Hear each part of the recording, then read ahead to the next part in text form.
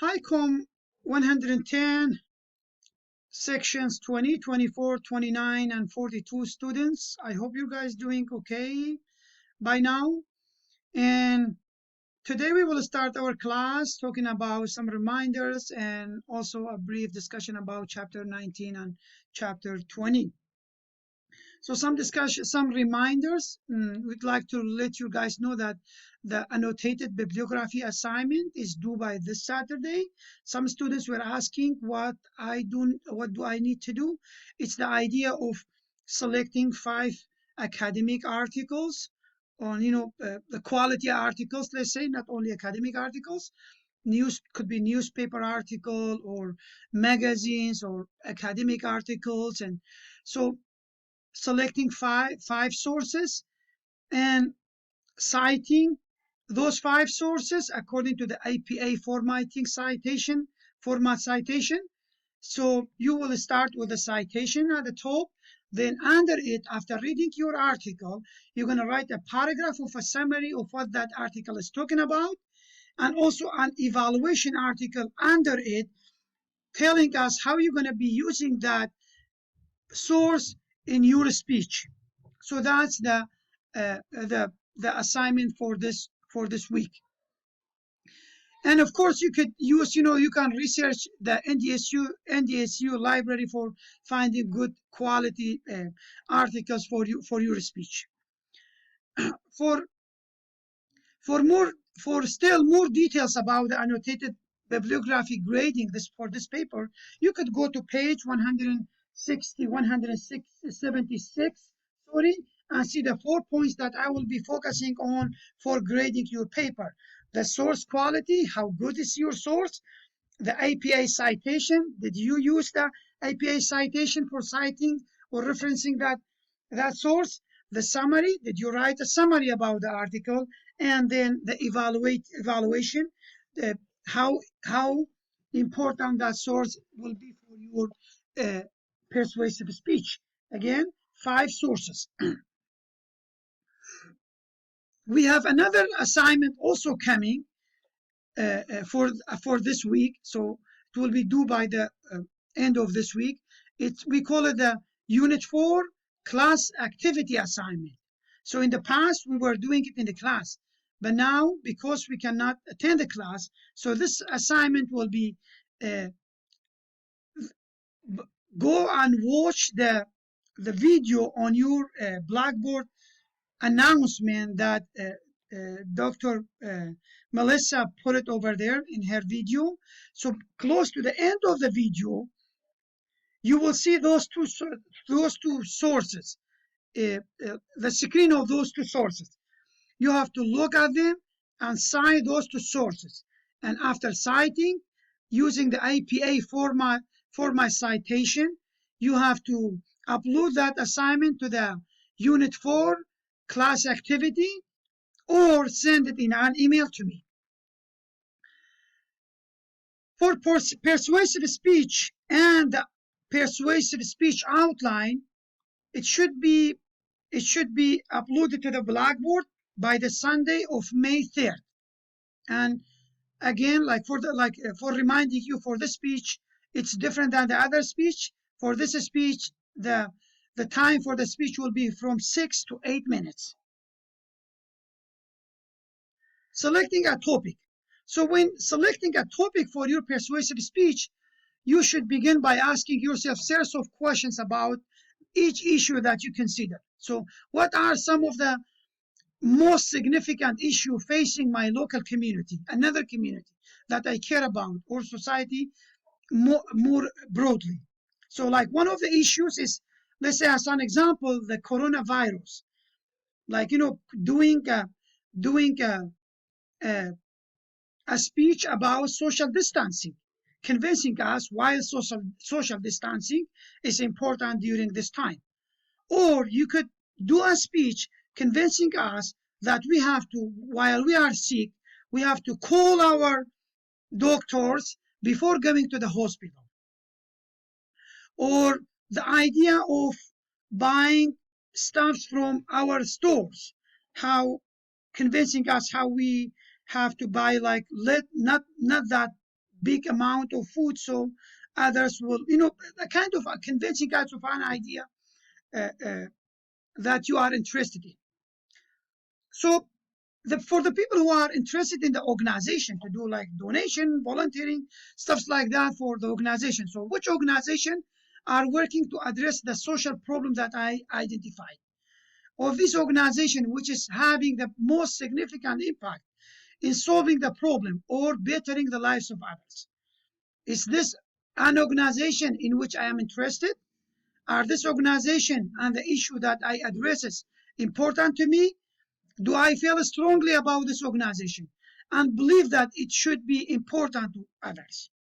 At the same time, the level of information that your audience have about this organization, it will affect, and also the idea of accepting it or opposing it 100%. That's another idea whether the audience will be supporting you or not supporting you, no matter of how many how many sources you use, how which like the kind of the details that you are using. After selecting a topic, you should develop a specific purposes and thesis statement. So that's going to page 177 and 178. We have the two outlines that need to be used for this assignment. So the first outline could you be used? We have we will come and talk about the organizational pattern. So there is two outlines. The first one could be used for the problem solution or problem cause solution or the comparing pattern. The second one is only for the more motivated sequence template outline. So decide which pattern of organization is important for your speech. So for the patterns of organization, we have four types. We have problem solution, which a solution to a problem, having two, as we mentioned in the last class, having two main points in details, and in those main points should be related to your audience. It should be related to your audience. The second one is the problem cause solution, three main points. And the idea over here, you have your cause, or you should you should your solution should be to the causes of the problem, not to the problem. We have the third one. The third is a comparative advantage. So for the comparative advantage is it's about proposing your solution and comparing it with the solution and proposals of others, and showing it to us why your proposal is important or more important or cheaper or better than the products or the proposal of solutions of others. The fourth one is a Monroe motivated sequence. This pattern is especially effective if you desire a change in behavior or action from the audience. So it consists of five steps.